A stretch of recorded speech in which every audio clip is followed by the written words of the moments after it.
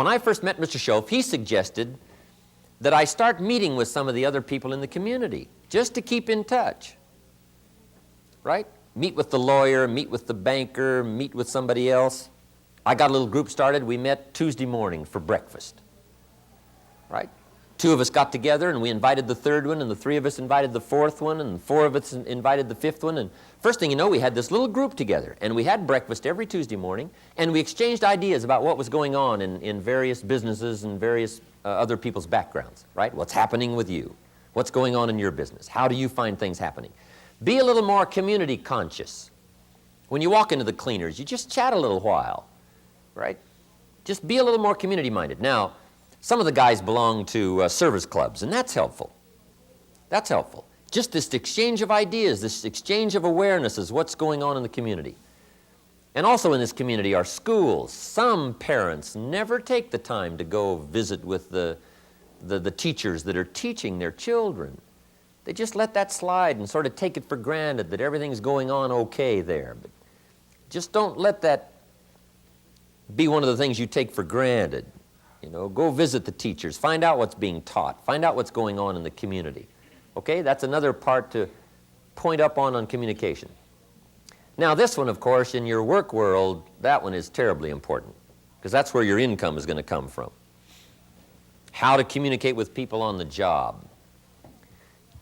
Here's a good thing to do. No matter what you're doing, find out what everybody else is doing in the office or in this company or the corporation.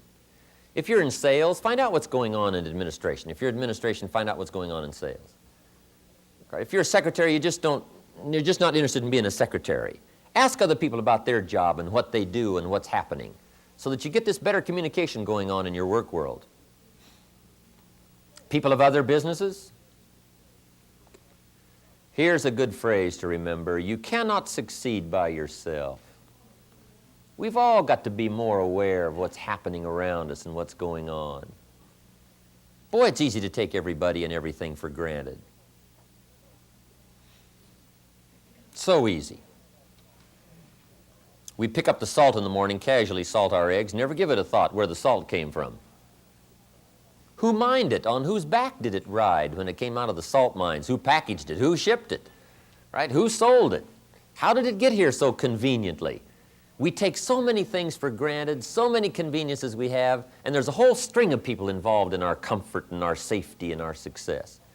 It's not a bad idea once in a while to just start making a list of all the people you can think of that have something to do with your success and your comfort and your well-being. You can't believe how long the list gets of the people you just couldn't do without, because they're all a part of your success. So you can't succeed by yourself. So the more you know how to communicate in the business world and the work world and what's going on in enterprise and commerce, the better off you'll be. Now the inside world, family and close friends, that one is so very important because that's what affects everything else. And I've got a good phrase for you. Everything affects everything else. How it goes in your number one world, family, close friends, greatly determines how it goes outside in your business world, community world, outside world. What affects you there greatly affects all that you do, every enterprise you undertake, what all you try to do. It all starts inside. And that's the easiest one to take for granted. It's so easy to say to people that are close to us, they already know how I feel. They already know what it's like. They already know, my ideas and my expressions. No use telling them over and over again. Yes, you must tell them over and over again.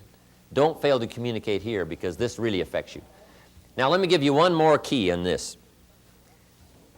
Either sometime during the weekend or after you leave here, just make a little note to yourself. Make a list of the people that are in number one world. Just put the actual names on a list. Who do you consider that's sort of on the inside of your life, that revolves around you inside, personal, close friends and family? Identify them. Now then, do the same thing with your business world. In my business world and community world, I've got 3 primary lists. Number 1, priority list. in my business world. These are the people I must keep in touch with almost every day. You know, I can't let more than a couple of days, 2 or 3 days go by, but what I'm in touch with, these major people, and I actually have them on a list. I have them identified, okay, so that I won't miss anybody. And in case there's somebody that isn't on there that ought to be put on there, I review this list constantly, number one. Then I have a list, number two. These are the people I must keep in touch with once a week, maybe once a month, whatever. I've got to keep in touch by phone, by letter, by personal conversation. Okay. Then I've got another list, number three.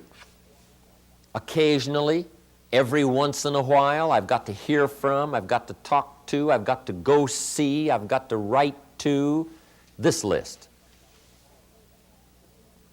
Then we've all probably got number four, right, called Christmas list, right, which we dust out at least once a year, right? Say, well, these people at least have got to get a card from me. But what I want you to do is just be a little more conscientious about not just having the Christmas list, but these others, and actually putting the names in there so that you don't miss in this world of communications the things that are important to you. Because of all the things we hear about that could very well be a problem between human beings, this is probably it, communications. One of the exciting things I'm finding out now in traveling around the world, English is becoming sort of the common international language. And it's a lot better now when you go to a lot of other countries, and you know, a fair share of them now are learning English in schools. And sure enough, if we have a common language that we can all interchange and we can understand each other a little better simply because we talk the same language, because I've noticed in translation sometimes things get lost. I'm having a real challenge now in doing my seminar through interpreters, right? When I go to Taiwan, this Chinese lady, she is so good. But what I do is sit down with her and I say, now here's some of the stories I'm going to tell. And she'll say, well, that makes sense in English, but it won't make sense in Chinese. So I got to change my stories, right? I mean, some things just don't go over. You know, in another culture and from another language, it just doesn't make sense. And a lot of the stories and stuff we use, sometimes it's strictly American, right? And it would only be funny or humorous to an American.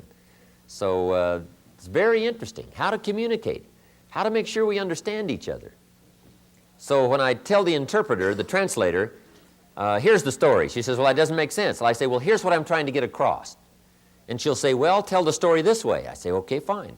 Then I learned how to alter my story so that it makes sense in Chinese or Spanish or Italian in working through interpreters. Fascinating. Of course, it's also interesting now when a big share of the audience speaks English. And but I'm using a translator, right? I say a couple of sentences and then the translator interprets for me. When there's a mixed audience, some of them understand English and some of them only understand like Chinese. If you tell a story, right, and you hit the punchline, the ones that understand English, they laugh, right? Then when the interpreter gets through, the other half, they laugh, right? And then the first half laughs because the other half laughed, right? You get this thing going. It's fascinating. But anyway, the challenge of communication, age, business, social, children, family, making the lists, writing the letters, making the calls.